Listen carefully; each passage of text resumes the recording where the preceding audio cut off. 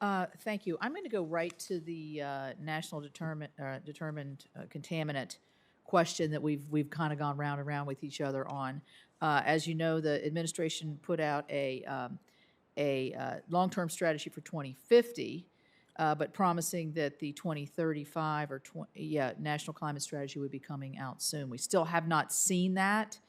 And I think this is going to have heavy impacts on jobs and job sustainability. How can we get this information from you? Well, Senator, I think we have had some really good conversations around this, and EPA played a role in the NDC process. We didn't lead it.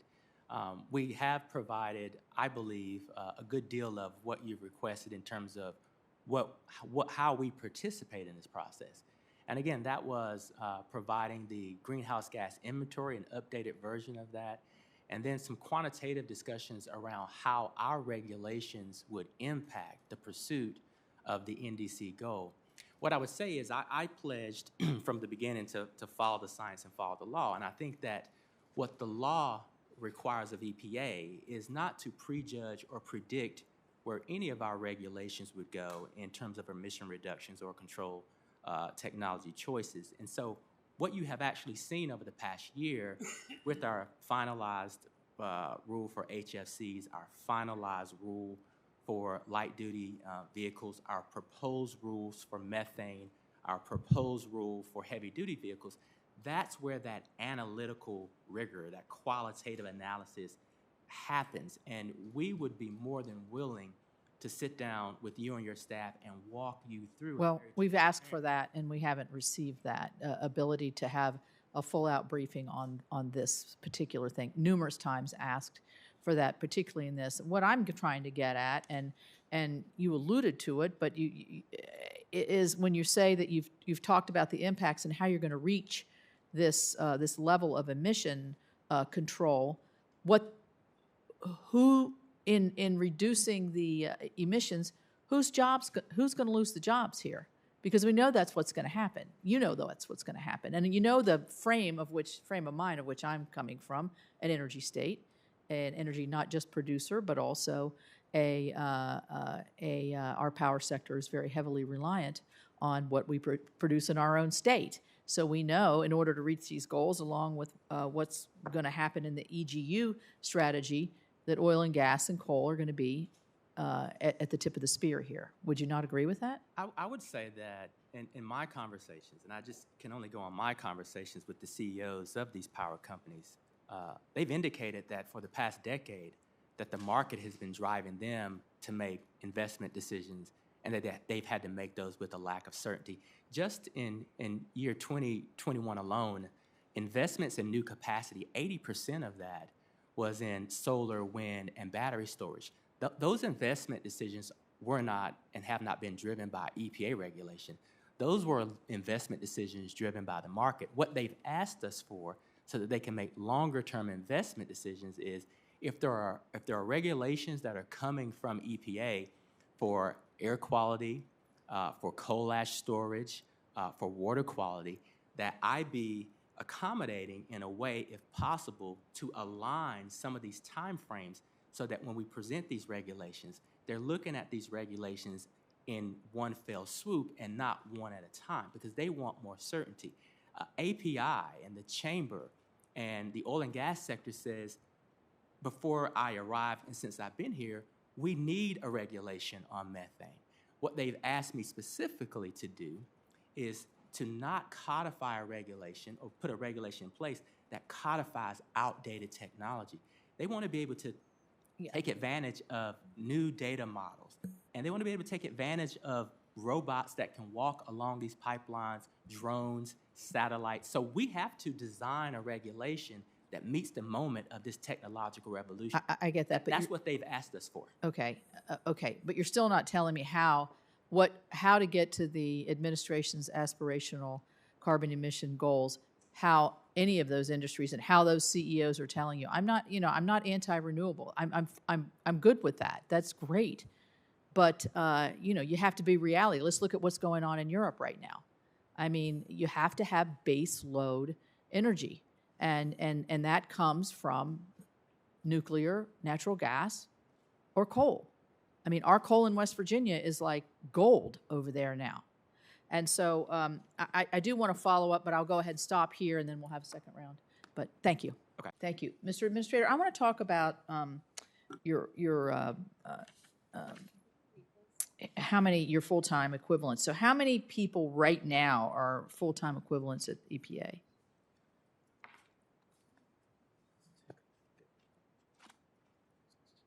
We have about 14,200 equivalents at EPA right now. 200. Okay. You've said several times in front of the committee that during the 4 years previous to the Biden administration that 1,000 people had left. So I'm going to assume that if your number is over 14,000, that you've rehired into those 1,000 positions? I'm sorry? You have said repeatedly that 1,000 people left EPA. I'm going to assume that over the course of the last 16 months, you've rehired into those 1,000 positions? We have not, I don't think, rehired the full 1,000. But Well, you can only go to 14,297. So would I assume that you have hired some of these 1,000 back Yes, we've hired some, but into those positions? we've hired some, not all. Okay, because you're asking for another 1,900. Yes. The conversation that we had at breakfast several months ago, you said that by February you would have everybody back into the office full-time in person. Is that occurring? We are on track to meet most people being back in by, I believe it's April, What's most people? beginning April 28th. What's the percent of most?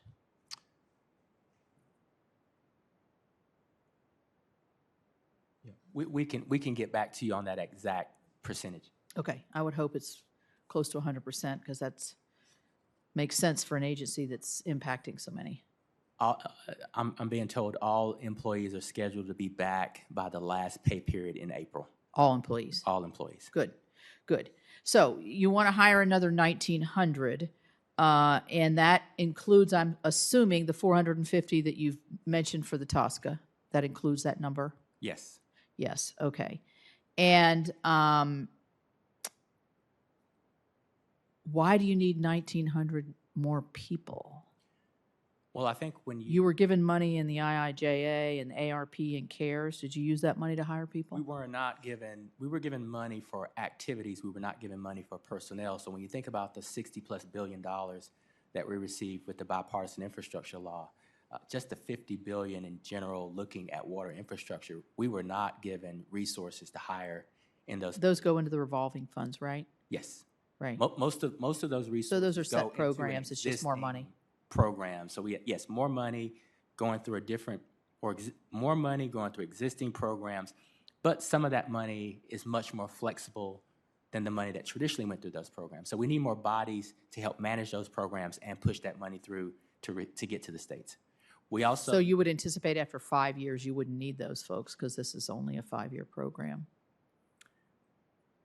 to push the extra money because the extra money won't be there in 5 years. Well, I think that when we look at the resources that we received, which was $50 billion, and the country has over $720 billion worth of infrastructure needs, I'm under the impression that the country is going to need continued help to rebuild its national infrastructure from a cyber standpoint and a physical standpoint. Okay, let me ask you on that, now that we're talking about the water in the IIJA, there's quite a bit of money, as you said, and we agree, and I think it's great. I mean, obviously, this is a bill that came out of our committee, and we're very excited about it, revolving funds. EPA has given guidance that pushes states to rewrite their definitions of disadvantaged communities and affordability criteria in line with the administration's Justice 40 initiative. You just answered a question a couple people ago about how important it is to have the flexibility, give the states the ability to do that. You're a former state administrator, so you know that the state has been tasked with defining disadvantaged communities in the past. Why is that not working under this initiative? Why is it changing? Why are you changing that? Well, what we're doing is, again, the existing state programs traditionally operate with a different flexibility or lack of flexibility than what bill provides. And so in bill, there's a specification that 49% of those resources go to disadvantaged communities. Every state has a different definition of Right. disadvantaged communities. Because they know their states. So some of these states have said, well, we need for you, Mr. Administrator, to be a little bit more specific and offer up some criteria because we want, as co-regulators, to meet the full intent of So the Congress. states are asking for this? Yes. So what we've done is we haven't given mandates. We've provided criteria around what we believe the intent of the bipartisan infrastructure law is. These are characteristics that we believe fall within a safer realm of how we get the resources to those who need it the most. So I'm for that, of course, but I'll give you an example.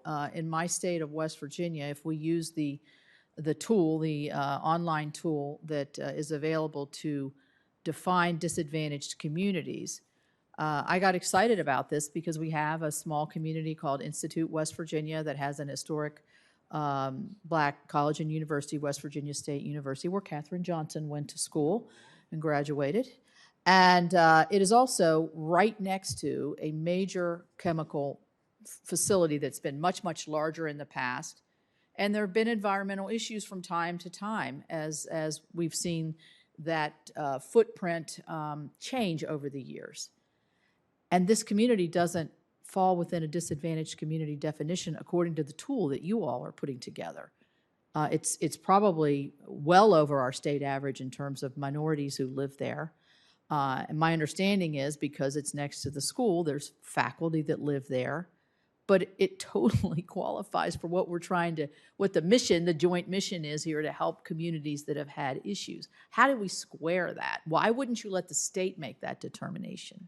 Well, I think that you've offered a good example of where states fill the gaps, and I think that we've seen areas where states have said, hey, we don't necessarily know if we are accurately defining disadvantage and environmental justice. So the short answer is that this is a process that is being developed together by the state and federal agencies as co-regulators. I don't think that anyone has a monopoly on the perfect definition of environmental justice or disadvantaged communities. So what we're doing in real time is having active conversations with the state commissioners and the state secretaries all across this country. We're basically saying, we believe that this is the definition. The states are saying, we believe that this is the definition. And together, we are coming up with what we believe are the best solutions for those individual states to be sure that no one is left behind. Okay. I don't want to leave anybody behind. Here's where I'm concerned. If you're definitionally on, particularly in the grant area, putting your foot on the scale for certain types of parameters that were not designated into the legislation when we created this on a bipartisan basis, and you've created a definition, whether it's disadvantaged communities or however, whatever you would term another aspect of the law, and the state has a different view of this, and loses their flexibility, it seems to me that in applying for a grant, a state applying for a grant into these parameters, they're going to be disadvantaged because they're not meeting the metric that you've established at the federal level. And this is a deeper discussion, and we can get into it later. But I don't want to see a position where you're overriding what the locals, something that we've empowered local officials to do, like you were doing in North Carolina for years, to make those determinations. And this is what concerns me. And I would agree with you if what we put out was a mandate. It's not. These are criteria. You can't mandate because it's not in the law. The interesting thing about the relationship we have with our state regulators, if done correctly, whether it's a Title V permit, any of the delegated authorities, or water quality, is typically there's a back and forth, there's a conversation, there's a dialogue. A lot of times states want to consult with the EPA because they want to be sure that they have the cover, and that's vice versa. My intention is to ensure that we don't take any of the autonomy and flexibility from the states. The goal is to work together and try to get the right criteria there so that we don't see anyone fall through the gaps. Okay. So I would say, I would disagree. I think we have some agreement, but I would disagree that you're not putting your thumb on the scale here in this particular area. We see this throughout particularly on the transportation side, on the discretionary grant side. When we're not, we specifically didn't specify these things in the law because we wanted a bipartisan bill that we could all agree on, and keeping that flexibility within the state was very important to all of us on this committee. Sure. I could go on, but I have one last thought here, back to the FTEs, because I forgot I had this bit of information. So you actually could hire up to 15,324 under the FY22 budget, but you're still 1,100 under what you could actually have Let me right now. go back and So we need to get into this a little bit. yeah. Let me go back Because and I'm holding the chairman up here. we should talk further. We did not get the 2022 budget, so we can't hire up to that number. But I would like to go back to the preceding question you asked about the numbers, just to be sure we're talking about the same number of personnel. Okay, thank you. Yes.